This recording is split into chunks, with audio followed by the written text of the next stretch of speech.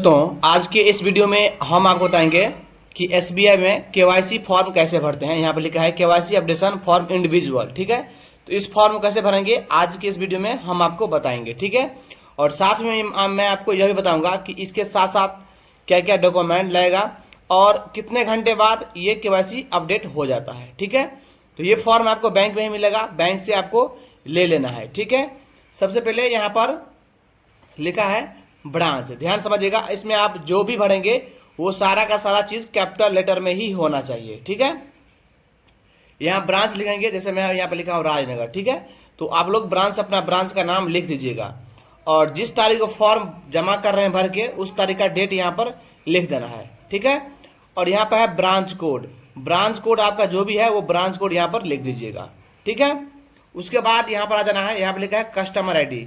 Customer ID आपके passbook में लिखा रहता है, अगर नहीं पता है तो आप इसको छोड़ भी सकते हैं। ठीक है, मैं यहाँ पर 00 भर दिया हूँ, मैं किसी का प्रश्न यहाँ पर नहीं भर सकता हूँ। ठीक है, उसके बाद यहाँ पर है अकाउंट नंबर, ध्यान समझिएगा।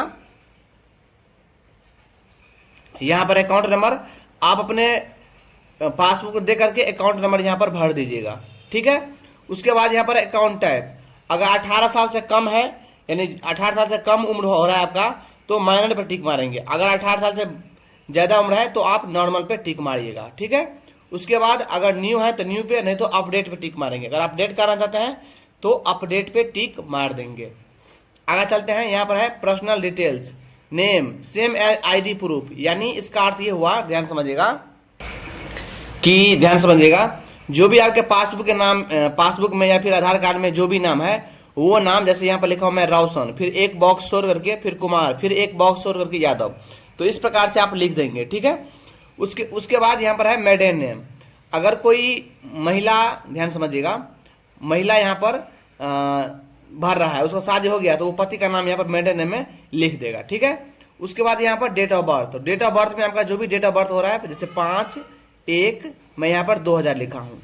ठीक है, तो यहाँ पर डेट ऑफ बर्थ अपने आधार कार्ड में दे करके यहाँ पर भर दीजिएगा। उसके बाद है जेंडर, मेल है तो मेल में, फीमेल है तो फीमेल में टिक मारेंगे या थर्ड जेंडर में। ठीक है, उसके बाद है यहाँ पर मैरिटल स्टेटस, यानी अगर आपका शादी हो गया है तो मैरिड में टिक मारेंगे, अगर आपका शादी नहीं हुआ है तो अनमैरिड में, अगर आपने डिवोर्स वगैरह दे दिए हैं तो अदर में टिक मार लेंगे। ठीक है, और आप अगर मैरिड हैं तो आपका मेंबरशिप कितना है तो आप यहाँ पर लिख देंगे। ठीक है, आगे चलते हैं, देखते हैं क्या है। यहाँ पर है नेम ऑफ, यहाँ पर हम फादर में टिक मारे हैं। ठीक है, स्पाउस यहाँ पर फादर में टिक मारे हैं, और नेम ऑफ गार्जियन, तो मैं फादर पर टिक मारा हूँ तो फादर का नाम यहाँ पर लिख दिया हूँ। ठीक है, उसके बाद आगे आ जाते हैं, देख लेते हैं क्या है। यहाँ पर है नेशनलिटी, इन इंडियन में टिक मार लीजिएगा। ठीक है, और कंट्री इंडिया कर दीजिएगा। ठीक है, और सिटीजनशिप में आप इंडियन लिख दीजिएगा। उसके बाद आता है, ध्यान समझिएगा, उसके बाद यहाँ पर ध्यान समझिएगा, यहाँ पर है ऑक्यूपेशन टाइप। ठीक है, अगर क्या है, स्टेट गवर्नमेंट में है, सेंट्रल गवर्नमेंट में है, पब्लिक सेक्टर में है, ठीक है, या प्राइवेट सेक्टर में, जैसे मैं प्राइवेट सेक्टर में काम भी करता हूँ और स्टूडेंट भी हूँ। ठीक है, तो अगर आप कुछ नहीं, अगर आप डायरेक्ट स्टूडेंट हैं तो आप स्टूडेंट में टिक मार दीजिएगा। ठीक है, उसके बाद यहाँ पर है, यहाँ पर नेचर ऑफ बिजनेस, अगर आप स्टूडेंट हैं तो इन सब में कुछ नहीं भरिएगा, इन सब में भी कुछ नहीं भरिएगा, इन सब में भी कुछ नहीं भरिएगा। उसके बाद है मंथली इनकम, अगर आप स्टूडेंट में टिक मारे हैं तो आप इनकम में कुछ नहीं भरिएगा। मैं स्टूडेंट भी हूँ और प्राइवेट सेक्टर में काम भी करता हूँ तो मैं यहाँ पर 10,000 मंथली इनकम भर दिया हूँ। अगर आप स्टूडेंट हैं तो आप स्टूडेंट में टिक मार के छोड़ दीजिएगा सब कुछ को। यहाँ पर सोर्स ऑफ सैलरी में हम टिक मार दिए हैं। ठीक है, अगर आप हो तो छोड़ भी सकते हैं, एग्रीकल्चर है, इन्वेस्टमेंट इनकम है, जो भी है तो भर सकते हैं, नहीं तो छोड़ दीजिएगा। उसके बाद रिलीजन, अगर आप हिंदू हैं तो हिंदू में टिक मारेंगे, मुस्लिम है तो मुस्लिम में, क्रिश्चियन तो क्रिश्चियन, सिख तो सिख, या अदर है तो अदर धर्म का नाम यहाँ पर लिख देंगे।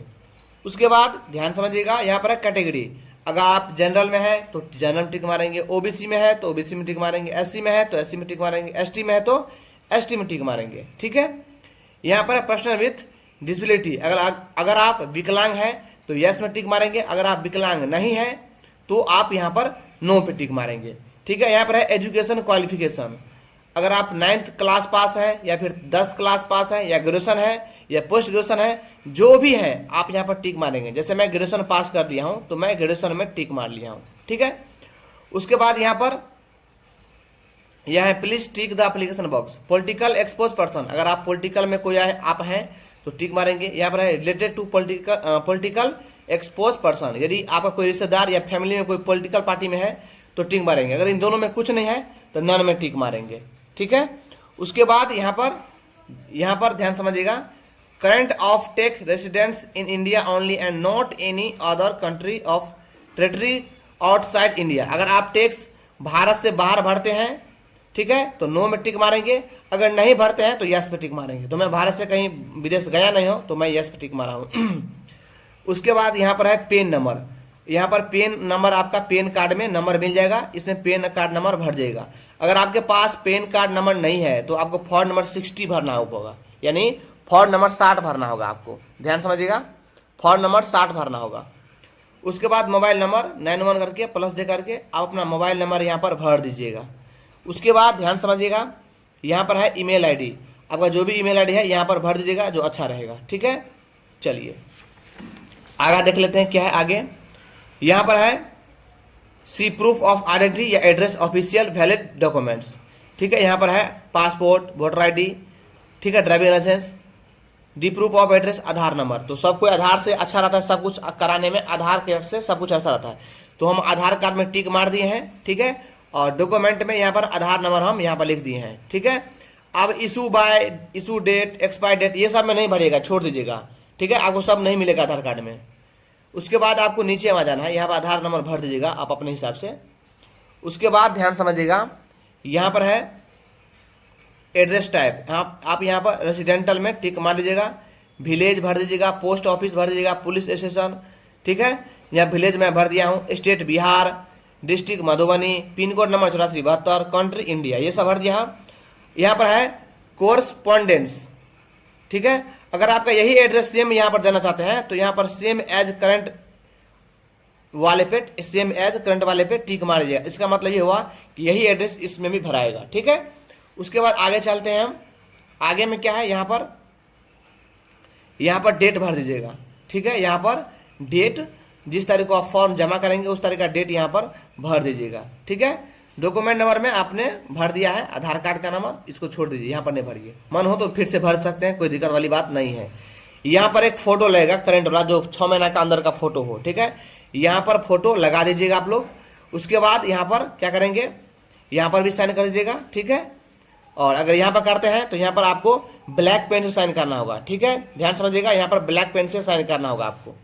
उसके बाद पैलेस, यहाँ पैलेस मतलब होता है स्थान, जो भी स्थान है आपका बैंक का स्थान का नाम लिख दीजिएगा। उसके बाद डेट फिर से यहाँ पर भर दीजिएगा। उसके बाद यहाँ पर फॉर ऑफिस यूज, इस समय कुछ नहीं भरेंगे, इस समय ऑफिस का काम है, ऑफिस वाले बैंक के भरेंगे। अब चलते हैं, मैं आपको बताऊंगा कि इसके साथ साथ क्या क्या डॉक्यूमेंट लगेगा, ठीक है। चलिए मैं आपको बताता हूँ। डॉक्यूमेंट में आप आधार कार्ड का फोटो कॉपी, पैन कार्ड का फोटो कॉपी या फॉर्म नंबर 60 भर देंगे, पासबुक का फोटो कॉपी, ये तीनों अटैच करके इसके साथ अटैच करके आप लगा देंगे।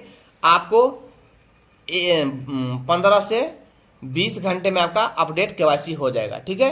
तो वीडियो कैसा लगा हो, अच्छा लगा हो तो लाइक करना, साथ में चैनल को सब्सक्राइब जरूर करना। मिलते हैं अगली वीडियो में, तब तक जय हिंद, जय भारत।